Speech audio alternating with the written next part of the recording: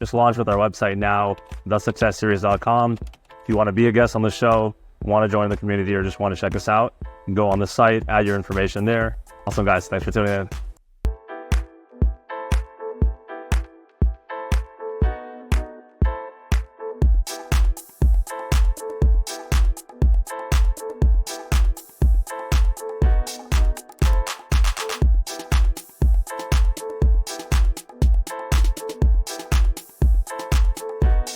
Ladies and gentlemen, welcome back to another episode of the Success Series. We're here with our good friend Artem. Artem has art all over the world. We're actually physically here in his design center where a lot of the art is created. He hosts weekly classes here as well for aspiring painters and artists. And he also has his own gallery where he hosts different art from around the world, as well as other artists' own creations. Artem, if you could share a little bit about the different art that you have in your gallery and what we're looking at here in this room. Sure, absolutely. Well, first of all, I'm an artist, so when I wake up, I put my creator's hat on to cover my bald hair, my bald head.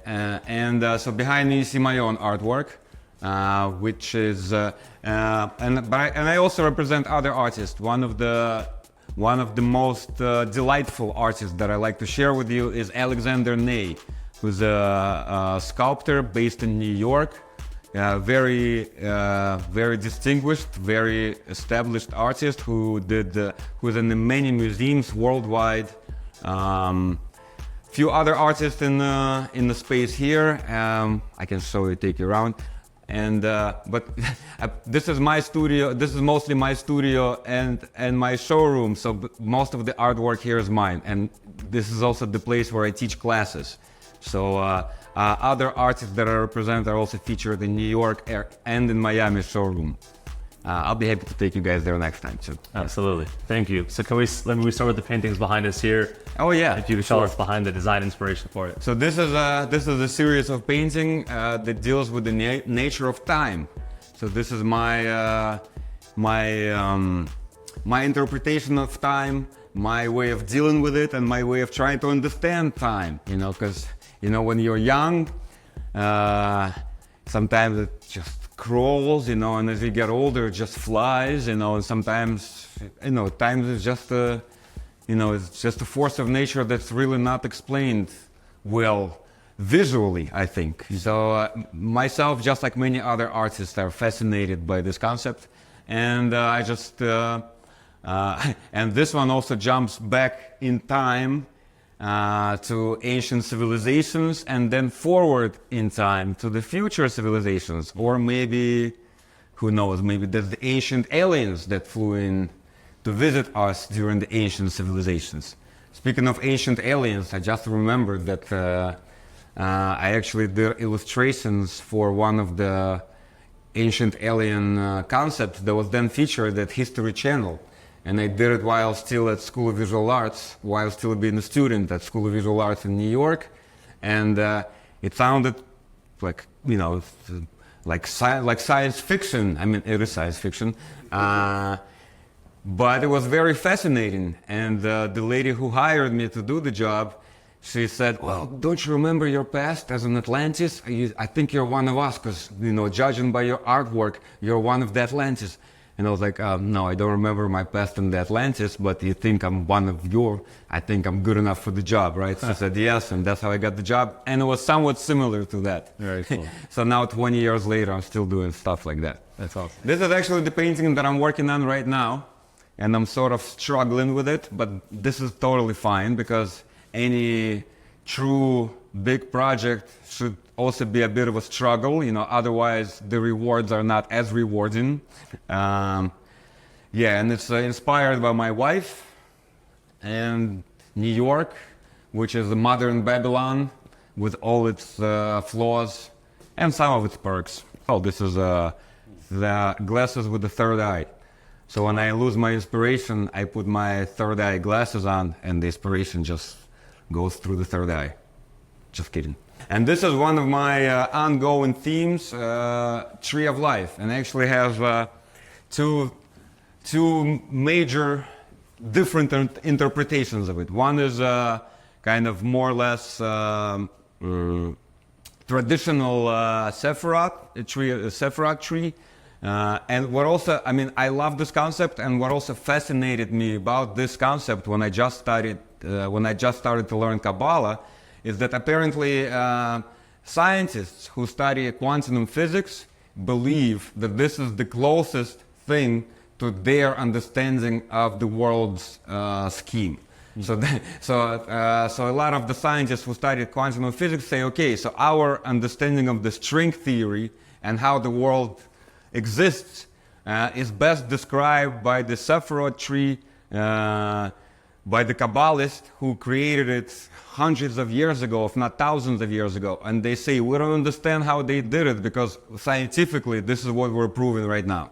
And to me, this was such a revelation and such a joy to find that out. You know, people who have nothing to do with religion or spirituality, or maybe they do have something to do with spirituality, but not necessarily in a Kabbalistic way. You know, they just see it as a mathematical formula, or mathematical / spiritual formula that describes their world as well as the spiritual world of Kabbalists. You know, and for me, because every artist or most of the artists were very fond of mathematics. You know, because at the the art they just saw, the spirals, this is all very mathematical, and even human face, as a teacher, when I teach my students how to paint or draw human face, we break it down into small squares, circles, lines, just like the Vitruvian Man by Leonardo. It's all about math, so the math is the universal language of the universe. I truly believe in it, just like art is the universal language of the universe, but math even more so,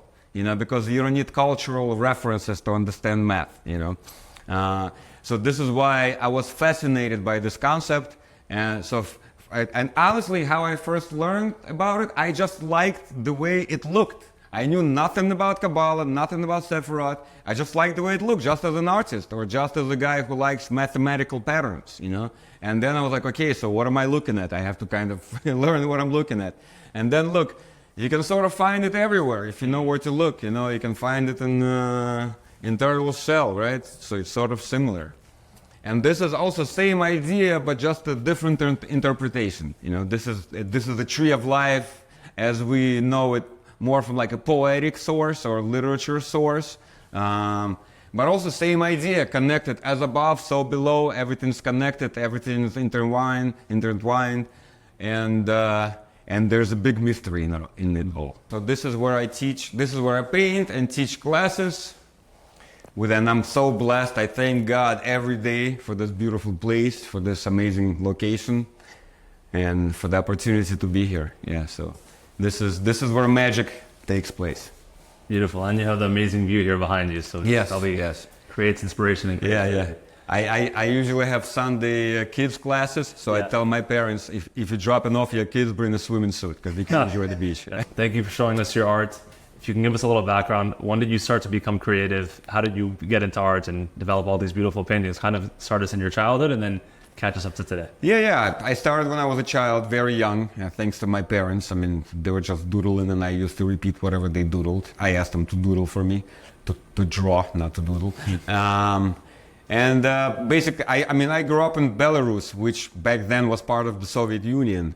So I went through a typical Soviet Union education, which after 4th or 5th grade stops giving you art. You get a lot of chemistry, science, math, but you don't get a lot of art. But I was always that guy sitting in the last row with just sketching in my notebooks. So I drew a lot all the time. But I never thought of becoming an artist. I never thought about it seriously. I never thought about becoming an artist or. Until what turned out to be now one of the best days in my life. I had a near-death experience when I was 17. It was in the 90s and the Soviet Union collapsed. It was very rough. I actually had So I had a near-death experience. I was actually stabbed in my liver. Really? What I got out of it, as I was dying, I saw like the window of light was getting smaller and smaller. Wow. For the first time in my life, I was really scared. And for the first time in my life, I really got a chance to examine my life, right? At that point, I was 17. I thought I was old and wise. For the first time, I got really scared. And that short examination that I only had a few seconds for, I said, God, please, I'm like, I understand what a great gift it is just to have a life. And I understand that in my life, the greatest gift you gave me is passion to create, passion to be an artist. And I'm like, God, let's just make a deal. Please leave me on this earth as I am, and I promise you I will develop the gift that you gave me. Wow. Or take me as is, because right before passing out, I was bleeding fairly badly and I was in pain. So I was screaming and actually cursing at the doctor, and I was telling, what the fuck, give me something for the pain. Right. And the guy who was, I was 17, the guy was probably 20, 22, the first time responder. He looked at me and he said, judging by your wound, you're either not going to make it at all, or you're going to be crippled for the rest of your life. And that was the last words that I heard before passing. So I was like, God, just not a cripple, please, Right. Either take me or leave me, right? Take me or leave me. But I was really scared, really scared. But also, why I say that it was one of the best days in my life, because I recovered fairly fast. I don't have any, I do have a scar, but I don't have any, I'm fine physically and mentally, right? But what it gave me, I think it saved me about 20 years of my life, at least, maybe it saved my entire life, because up until that point, I did not know what I wanted to do. I just knew two things. I didn't want to get up at 9 o'clock in the morning, or like 7 o'clock in the morning to be at the office by 9, right. And I did not want to wear a tie. And so I knew I didn't want to do two things, and I had no idea what it was that I wanted to do, and but after this, huge kick in my ass, that I got from all the sources, physical and mental, I very quickly, it took me 3 seconds before all near-death experience, to realize that, okay, what's important in my life and what I want to do in my life, because this is something that I got, we all get something, some of us get extra energy, some of us get extra passion or patience, some of us can lift twice as much as the others, others can write twice as good as I can speak, Right. So, my forte is art, so that's what I was good at, and I decided to go with it. And of course, if it wasn't for that, I would never made that decision. Or maybe I would have made that decision 20 years later, right. When I would have stumbled upon bigger, so that's right. So that's how so after that, I decided, okay, I'm going to be on my artistic path. Yep. And thank God, shortly after that, we immigrated to the United States, to Buffalo. Buffalo, New York. Buffalo, New York. Yeah. Why there? We had some family there, Okay. And I disliked Buffalo from there's not much there, right? And we landed in JFK, right? Okay. And from JFK, 6 hours, right? Yeah, and then we actually boarded the plane and went 6 hours exactly to drive. Yeah. And then we went straight but we were in JFK for like an hour or two, and I liked New York, even though it was just the airport. I was like, The energy. I like the energy here, And once we got to Buffalo, I was like, this is not what I saw in the movies about America. I'm like, I want tall buildings and a lot of people walking around and yellow cabs. Yep. But thank God I found that. So I went to Buffalo. I went to Sweet Home High School in Buffalo, which is a local high school, because I didn't know any English at all. I studied French in Russia and Soviet Union. So I went to high school, and I was very blessed right away with the art teacher, whom I still friends with till this day. Bonnie Layton is her name. And actually years later, when I was already a somewhat established artist, I invited Mrs. Layton to have a 2 artist exhibit in New York. Okay. And we had a 2 artist exhibit in New York in Tribeca, in one of the oldest art spaces. And it was such a good feeling to give back to my first teacher, who put me on my path, So right. She told me, okay, listen, you're a true talent. If you want to take your talent seriously, which I see that you do, there's only 2 places for you in the United States, New York or LA. And I'll help you to build your portfolio, so you can hopefully get into one of the best schools, hopefully with a scholarship, because they're also expensive. Right. And thanks to her, we did it. So I got into School of Visual Arts in New York. I got in on a scholarship and started working as an illustrator for I actually had a job for Wu-Tang Clan. Actually, that was when I was still at School of Visual Arts. Really, you were able to pick up a job, but they liked you so much they gave you an... It was also, just like most of the things in life, it was by chance. I mean, they ended up liking me. Right. So they were shooting a video literally downstairs from us, right? And I called my cousin, and at that point I barely spoke English. Forget about rap music. I barely understood rock music, you know. So, but I knew that my cousin liked Wu-Tang, you know. And I think I pronounced it Wu-Tang back then. So I called my cousin and I said, listen, this Wu-Tang that you really like is shooting the video. The whole school is crazy about it. Right. And she was like, all right, I'm coming right in. She's like, you're going to have to pay for my cab. And I'm like, oh, why did I tell her? You know. So then she came in and somehow she got into the video set. And she got onto the set. And when the video was over, she met all the Wu-Tang, and she told them, listen, my cousin is like the super talented artist who lives right next door. You know, I don't know who you got, but he's the best. You know, you should come see what he does. So they knocked on my door like a tune. So the way that it happened, I hear a knock. So I tell my cousin, Wu-Tang is here. Right. You know, then, you know, 3 hours later, I forget about it. You know, I do my homework, I go to sleep. Then 2, 3 in the morning, I hear somebody knocking on my door, and it's, you know, my university dorm in New York. But it was inside of this. It was at George Washington Hotel, which was this old hotel, so anybody could enter. It wasn't like a dorm. Right. It was like a weird kind of like third-rate hotel, you know, / dorm. But right in the middle of Manhattan, you know, 3rd Avenue and 3rd Avenue and 23rd Street. On Lexington on 23rd. And I look at the people and I see my cousin with like 4 or 5 big black guys in the puffy jackets, and I'm thinking, oh my gosh, she's in trouble. What happened, you know? You know, so I opened the door and she's like, oh, this is the Wu-Tang. This is the Wu-Tang. You know, let them in. Come on, they're here to see your artwork. And I see like blunts, beers. It's 2 in the morning. I have a class next day. Yep. And I'm like, listen, Lana, what's going on? I'm like, can you guys go elsewhere? I'm like, I need to sleep. I'm already sleeping. Right. She's like, you don't understand. This is Wu-Tang. Come on, let us in. Show your artwork. And I was like, okay, fine. You know, like I have to be a good host. You know? Right. So I let them into we barely fit into my room. We're talking half the size of this room. Like this. My room was about that big, but I also had my drawing table. Right. So I actually had to perk my bed on my bookshelf and the fridge, you know, to have space for a drawing table. It was a shoebox, you know? Right. And anyway, but I showed them my artwork, and they really not that they really liked it, they really understood it, which was like, I liked the fact that they liked it, but I was very impressed by the fact that they deciphered it. What was the style of it at the time? What were you? It was black and white. It was like good against evil. Okay. It was like good, like 2 figures playing chess, black and white, and there was a lot of like symbolic figures around the chessboard, and there was like an eye watching them both, and the death sitting between them as a judge of the game, and also death being one of the players on board. So it was like a lot of metaphorical meanings. Yeah. That I just played around with, you know, and it was cool that I guess we were from similar generation and apparently similar, I don't know, philosophies, you know, They understood it. So, and they were like, and one of them, Killer Priest, said, listen, I have an album coming up.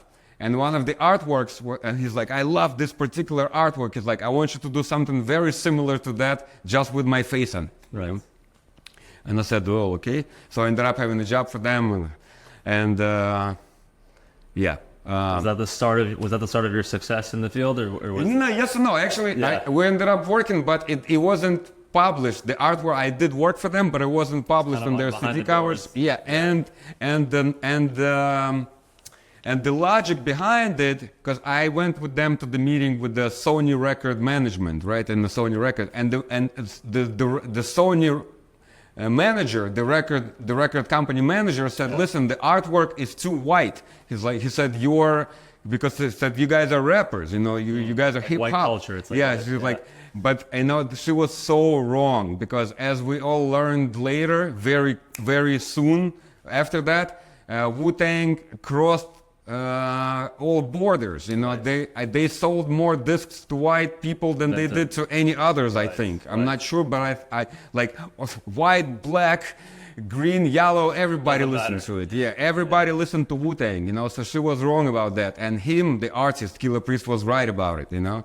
So that's another, so always listen to the artist when he's talking about, at least about his own album. Right. He knew what he wanted for the cover, and now, years later, I can tell you he was right about it. Yeah. It would have been, I mean, he had a good cover, but the one that he wanted would have been better for him. Right. How was it like growing up? Is it just as bad as it looks from the perspective of It was great. I loved growing really? up. Yeah, I mean, in Soviet Russia? It was, I mean, because I think personally, because when you grow up, you're young. It's the best time of your life because you're young, you know. So unless you have like a terrible childhood as far as parenthood goes, you know, and unless you have really dramatic experiences, I think it doesn't matter if you grow up in poorest country.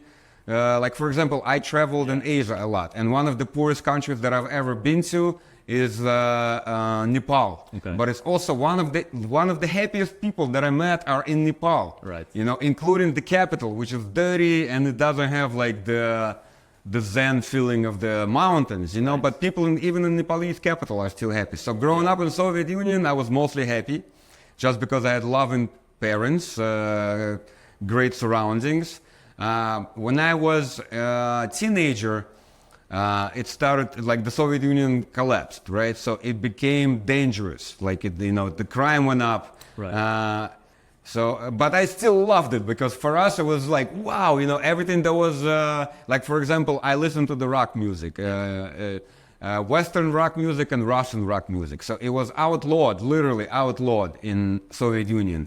But when the Soviet Union collapsed, all of a sudden I started seeing it on TV. So the band that I used to listen to, like whatever, underground, is now being, you know, now is on TV, in newspapers. So it was sort of like, okay, you know, the truth prevails, you know. So there was a lot of good and a lot of bad. But we mostly, as kids, we saw mostly good. My parents, they knew both sides, you know. Right. That's why they knew there was time to get out, and they're absolutely right about it. You know? Right. And then jumping back to your career, so there's many artists, most of them aren't successful, most of them try and they quit, right? How were you able to kind of get through that and build a real portfolio for yourself? Was there a break? Just keep going. First of all, Yeah. in anything that you do, I think you just have to believe in yourself and keep going. And I think that's why I said that day when I had a near-death experience was one of the best days in my life, because it gave me gave me such a big boost. And whenever of course, I wanted to give up many times, and I still do sometimes. And I'm sure in the future I will want to give up a few times at least. But, you know, this is the life that I chose. This is what I love to do. And sometimes I hate it.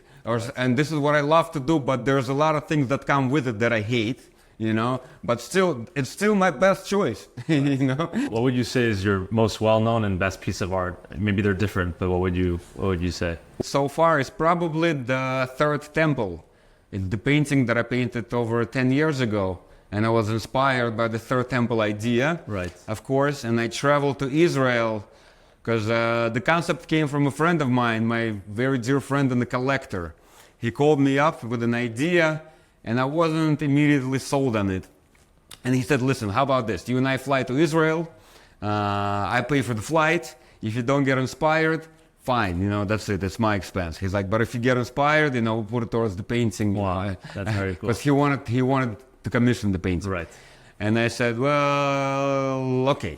So we went to Israel. We had like 1 week in Tel Aviv, we just partied, and then we went to Jerusalem for 3 weeks. And every day we would get up in the morning, take a tour, various tours with various guides, very religious Jewish guys, non-religious Jewish guys, Christian guys. I think we even had a Muslim tour too.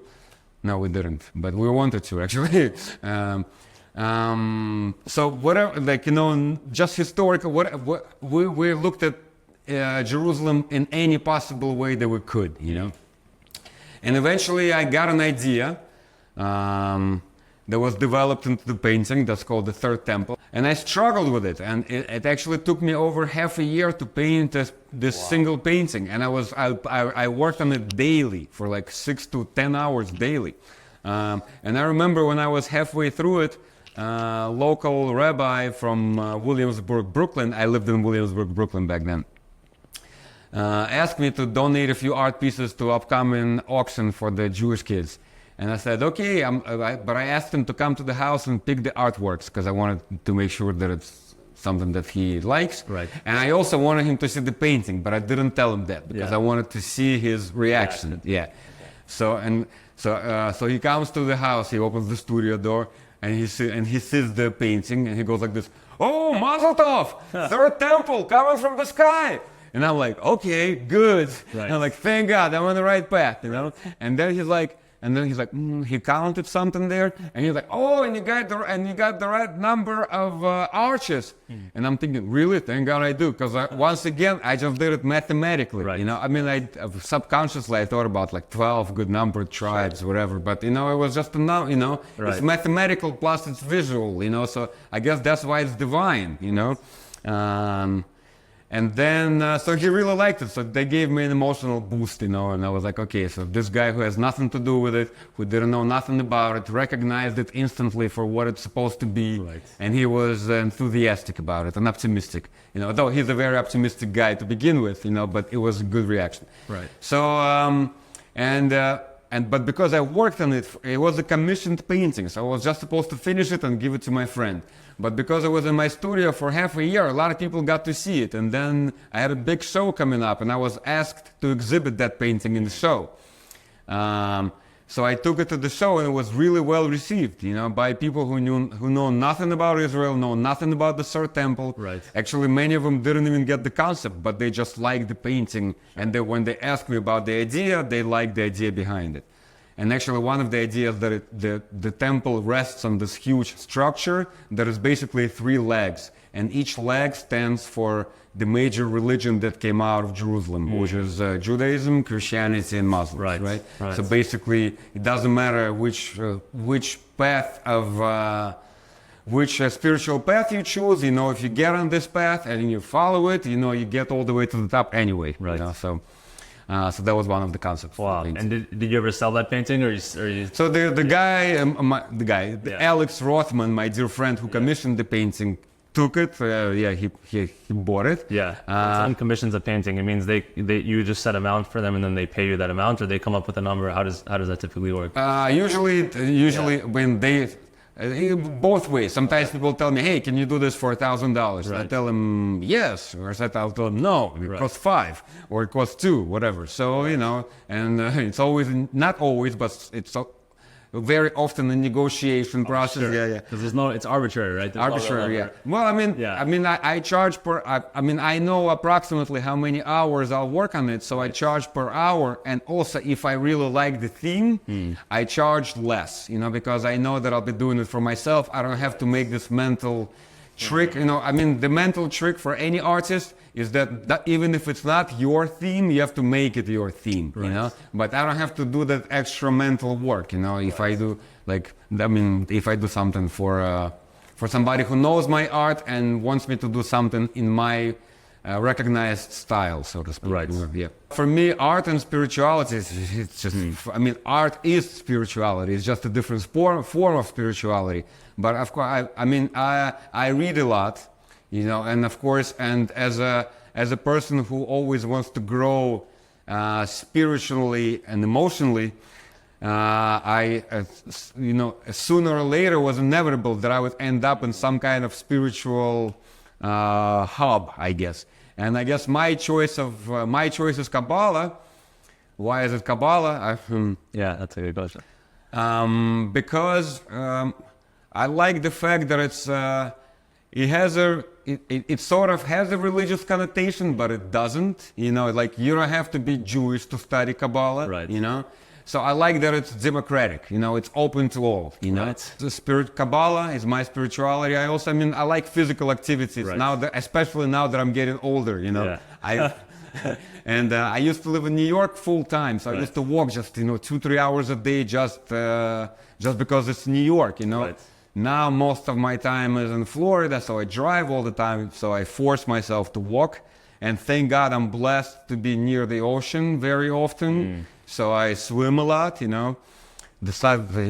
But it's not a very spiritual activity I mean, Can be. it's a physical activity, but when I swim, and especially, actually both, when I swim and when I walk, it's actually best time of the day for me to think, you know, it's my form of meditation. I do meditate, unfortunately not every day, and unfortunately not for long, but I find that my form of meditation other than art is walking and swimming, you know, that's when, you know, the universe opens up to me, you know, and new ideas come to me, you know, so that's beautiful. You know, so between Kabbalah, walking and swimming and painting, you have know, it. Whew, I'm all set. Completely. And I read a lot, you know, I try to read a lot, yeah.